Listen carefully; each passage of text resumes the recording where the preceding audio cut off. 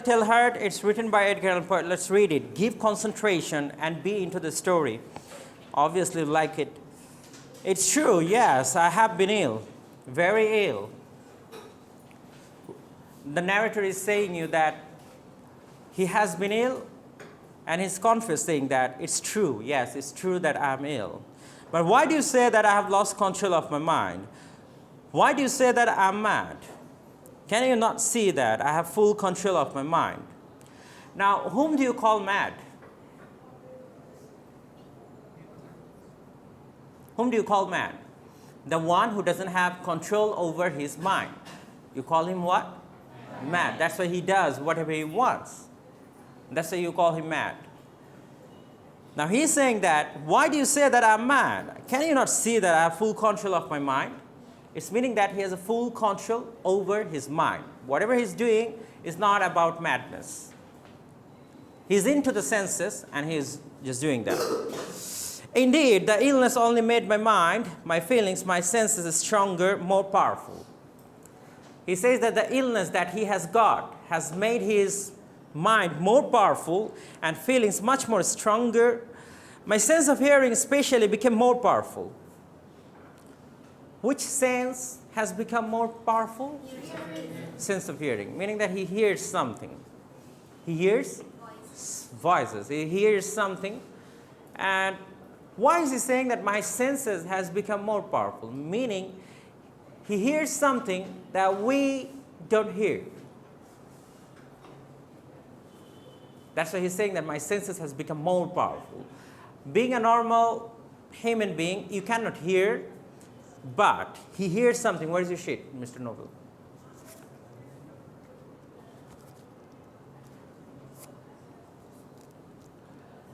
I could hear sounds I had never heard before.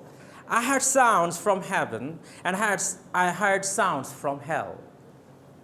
Listen, I will tell you how it happened. You will see, you will hear how healthy my mind is. What he is trying to prove to the reader? He is in conscious mind, and he is a healthy guy. He is not mad. But what has he done actually? Why is he saying something like that? Why are you going to call someone mad? He's trying to prove you. He's trying to prove you that he is not mad, and he is someone like a normal human being. But he has some problem. What's the problem? He hears sound. He says that I hear the sound of heaven, and I hear the sound of hell. It's impossible to say how the idea first entered my head. There was no reason for what I did. I didn't hate the old man. I even loved him. He had never hurt me. I didn't want his money. I think it was his eye. His eye was like the eye of a vulture, the eye of one of those terrible birds that watch and wait while an animal dies, and then fall upon the dead body and pull it to pieces to eat it. When the old man looked at me with his vulture eye, a cold feeling went up and down my back. Even my blood became cold. Now, don't go to the back page. It's impossible to say how the idea first entered my head. Now, the question is, what was the idea? Underline it. What was the idea? What idea he's talking about?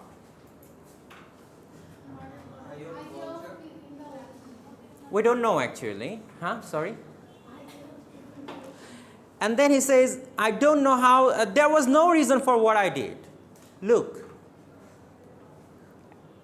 he did something, and then he's confessing you that there's no reason for doing so.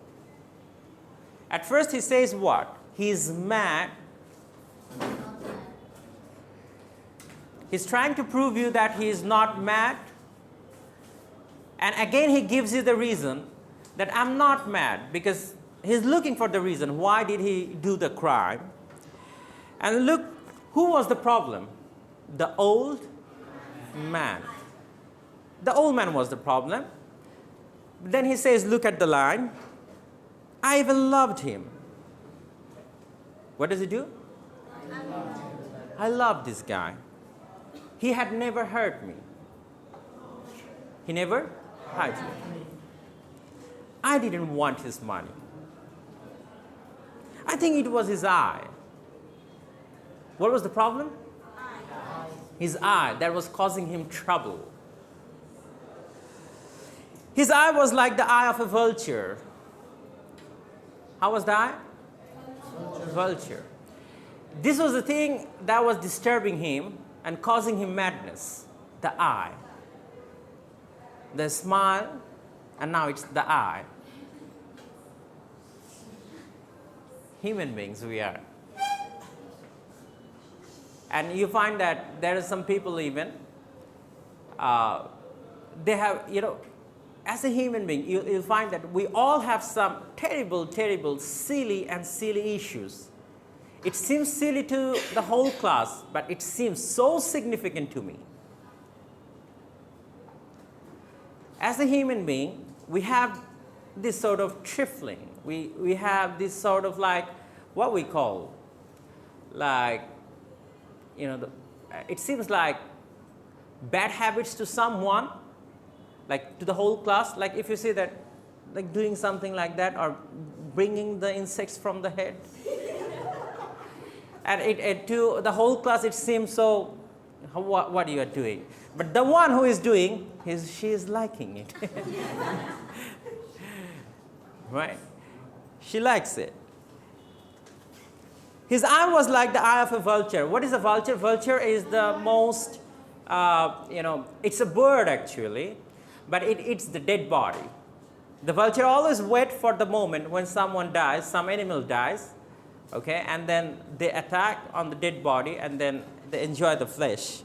The eye of one of those terrible birds that watch and wait while an animal dies, and then fall upon the dead body and pull it to pieces to eat it. When the old man looked at me with his vulture eye, a cold feeling went up and down my back. Even my blood became cold. And so I finally decided I had to kill the old man and close that eye forever. Come on, don't look at me like this. Right? It's anything, come on, your blue eyes disturb me a lot. Change your eyes. Could have done it. Turn your eyes into black. Right? The blue eyes were disturbing whom? The author, the narrator. And there is no personal issues with the guy, the old man. The old man loves him. He loves him. He doesn't run after the money. But what was the problem? So you think that I'm mad? Now he's asking you. Do you think I'm mad? Yes. A madman cannot plan. A madman does what? Cannot plan. That means what? He did the plan. So he's saying that I'm not mad because I had an interesting plan. But you should have seen me. During all of that week, I was as friendly to the old man as I could be, and warm and loving. Last week, how was he to the old man? Very lovely, very warm, very good. Every night about 12 o'clock, I slowly opened his door. And when the door was opened wide enough, I put my hand in, and then my head. It's something like, at first you open the door, put your hands in, and then the head, if the guy is sleeping or not. In my hand, I held a light covered over with a cloth. It's something like, he had got a light and it's been covered with a cloth so that the reflection doesn't come out. It's become so the dim light. And I stood there quietly. Then carefully I lifted the cloth just a little so that a single thin small fell across that eye. For 7 nights I did this. How many nights? 7 nights. 7 nights.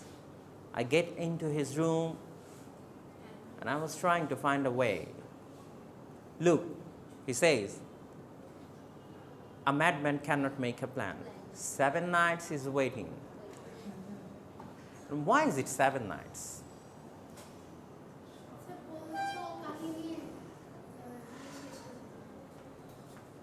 Okay, let's go. She doesn't want me to speak.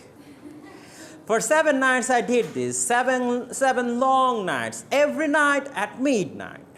Look at the line. This is interesting. This is the power of a writer. For 7 nights, I did these 7 long nights, every night at midnight.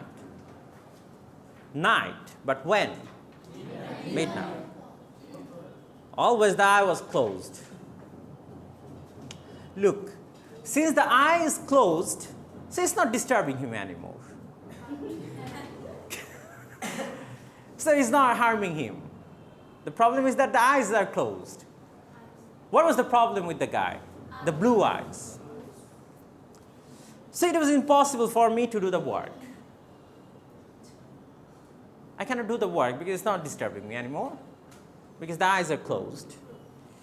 For it wasn't the old man I felt I had to kill, it was the eye, his evil eye. I don't want to kill what? Old man, I don't want to harm you, my guy. But it's your eyes that disturb me. I just want to kill your eyes. And every morning I went to his room, and with a warm, friendly voice, I just asked him how he had slept. Every morning, he says, how was you sleeping, baby? Because he's trying to see that if the guy is really sleeping. Because 7 nights, someone is just popping into the door, so that it's feeling like if he has any doubt, actually, he's just clearing it. He couldn't guess that every night, just at 12, I looked in at him as he slept. The 8th night, I was more than usually careful as I opened the door. The hands of a clock moved more quickly than did my hand. Never before had I felt so strongly my own power. I was now sure of success. Something fell on him. And he says that the 8th night, it was something different. I felt more power in me. The old man was lying there, not dreaming that I was at his door. Suddenly he moved in his bed. You may think I became afraid, but no. Because he's promised himself tonight, I will do it. And he's saying that the old guy was moving on his bed, and he's saying that, do you think that I'm afraid? No, I will do it today. But the darkness in his room was thick and black. I knew he couldn't see the opening of the door. I continued to push the door slowly, softly. I put in my head. I put in my hand with the covered lights. Suddenly, the old man sat straight up in the bed and cried, "Who's there?"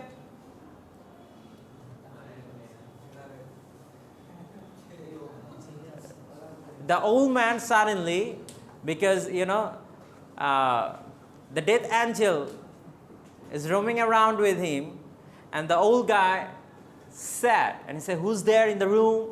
He felt it, like someone is there in his room. I stood quite still. For a whole hour, I didn't move. Not did I hear him again lie down in his bed. He just sat there, listening. Then I heard a sound, a low cry of fear, which escaped from the old man. He was crying. Who? The old man was crying.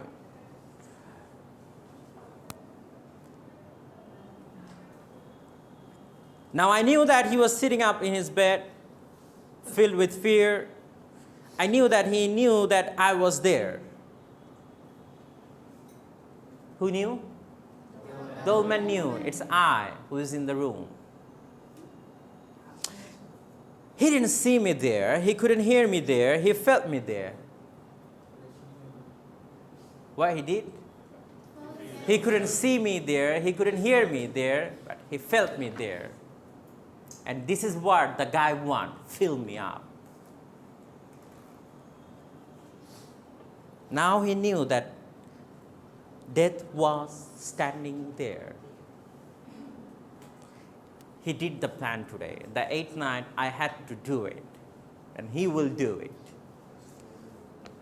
Slowly, little by little, I lifted the cloth until a small light escaped from under it to fall upon that vulture eye. To fall upon where? To the vulture eye. He just hold the lantern.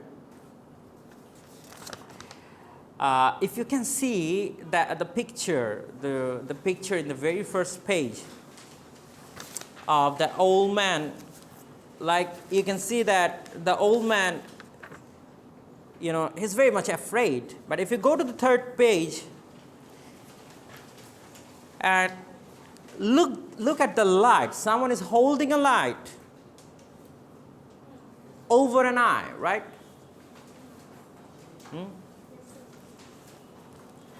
Look now what he does actually. It was open wide open, and my anger increased as it looked straight at me. Why was he angry? The eye right now is triggering him. The 7th night, the eyes were closed actually, so it didn't disturb him a lot. But today it's disturbing him a lot because the eyes were open, wide open. And now it's disturbing him a lot. And now look, he says, and my anger increased as it looked straight at me. I couldn't see the old man's face, only that eye, that hard blue eye, and the blood in my body became like ice. How was he feeling? It became like an ice. Haven't I told you that my hearing had become unusually strong? Now I could hear a quick, low, soft sound like the sound of a clock heard through a wall. It was the beating of the old man's heart. What is he hearing? The heartbeat, the quick heartbeat of the old man. He says that I hear the sound of heaven and I heard the sound of hell. I tried to stand quietly, but the sound grew louder.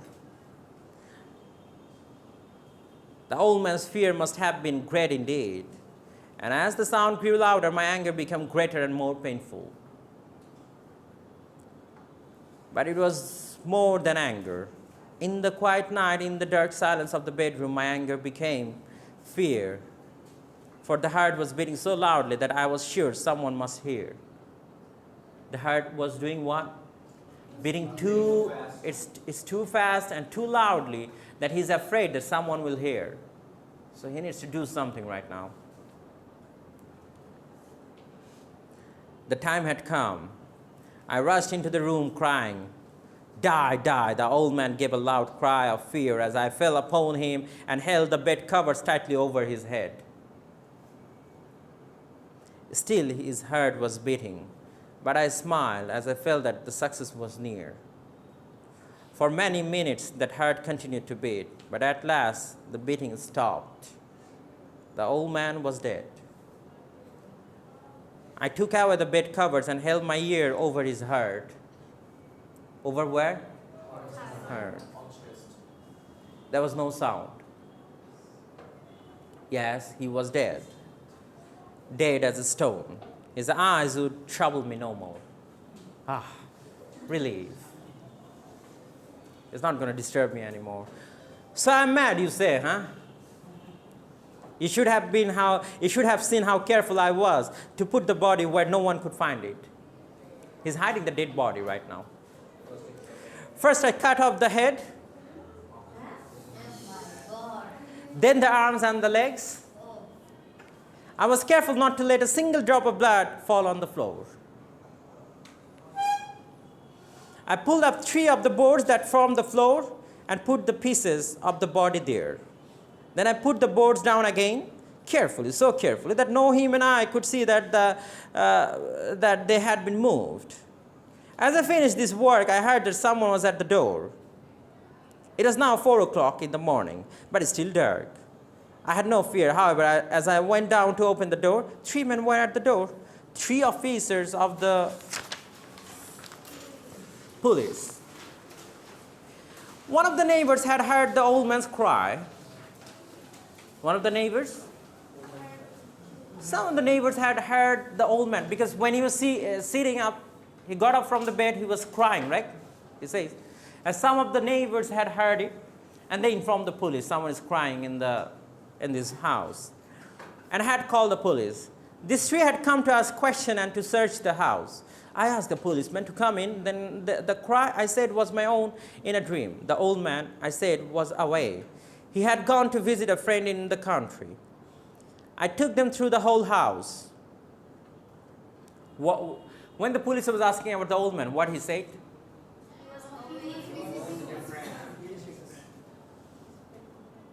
I took them through the whole house, telling them to search it all, to search well. I led them finally into the old man's bedroom. As if playing a game with them, I asked them to sit down and talk for a while. We'll analyze this story later on and underline this line. As if playing a game with them, I asked them to sit down and talk for a while.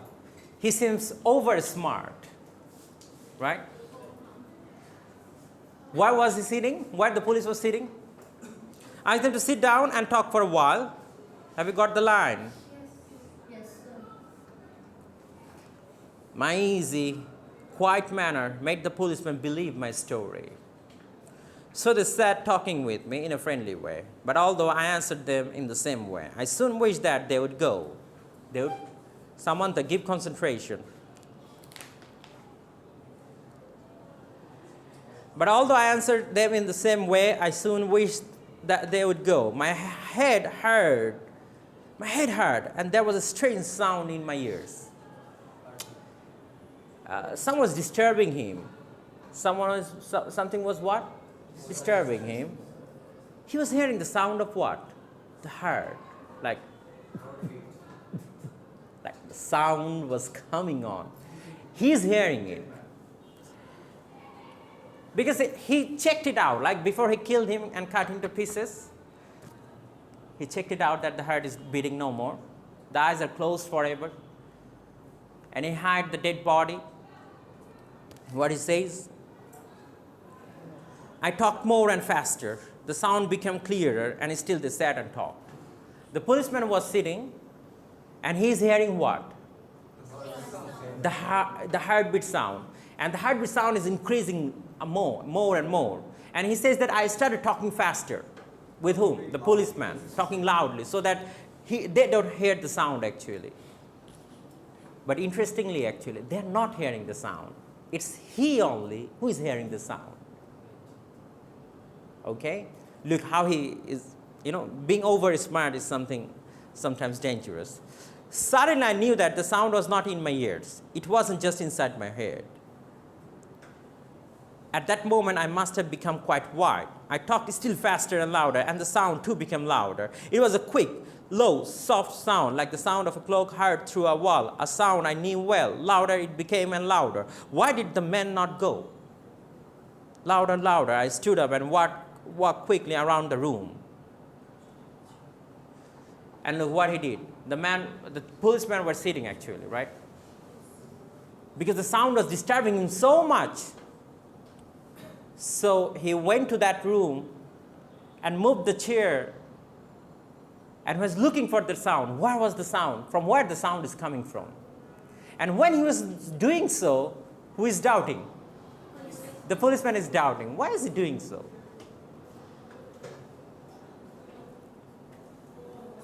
I pushed my chairs across the floor to make more noise, to cover the terrible sound. And what he started to do? He started to make noise with the chairs and the things so that to hide the sound of the heartbeat. I talked even louder, and still the man sat and talked and smiled. Was it possible they couldn't hear? No, they heard. I was certain of it. They knew. Now it was they who were playing a game with me. Who is playing the game with him? The police. I was suffering more than I could bear from their smiles. Now, what is disturbing him right now? And from that sound, louder, louder, louder. Suddenly, I couldn't bear it no longer. I pointed at the boards and cried, "Yes, yes, I killed him. Pull up the boards and you shall see, I killed him." But why does his heart not stop beating? Why does it not stop? What he did actually, he had the dead body just into the, he had under the board, 3 layers, he just had the dead body actually, so that no one finds. But as the sound beat is coming on, And he believed that it's triggering him a lot. And then he confessed himself that the sound is coming from here. I killed this guy. Now, if you just, the whole story, if you read the whole story, the way he killed the guy, the problem is not that he killed the guy. It's all about his own psychological issues that trapped him. Like it was the sound he hears, because he says that I hear the sound of heaven and hell. It was his own made plan, an own mysterious box that, just helped him to be caught by the police. So that's the end of the story. Now, again, he's saying, look, I killed him, but why does his heart not stop beating? Why does it not stop? Now, the question the question that comes to all the readers, actually, was it really that the police were hearing the sound, actually? No, the police were not hearing the sound, actually. Sometimes the criminal who does the crime, actually, he tries to mislead the police. And sometimes he speaks too much. Unnecessarily, he keeps on speaking. He starts giving you some information that doesn't have any, the police doesn't want to know, actually. But he gives you some information for no reason. And then something comes out, suspicious comes out from your tongue unwillingly, and then you get caught. Look, the sound, no one is hearing the sound. And the way you hide the dead body under the board, no one is going to hear the sound. But before he was killing, actually, he was being disturbed by the sound of his heart. And still, it was lingering on his head, the beating of the sound. And he feels like the policemen were also hearing the sound. So he himself confessed that, yes, I killed him. And he opened the board, and the dead body was found. And even when we read the black cat, it's not the human being that disturbs him, it's the eyes of a black cat that disturbs him.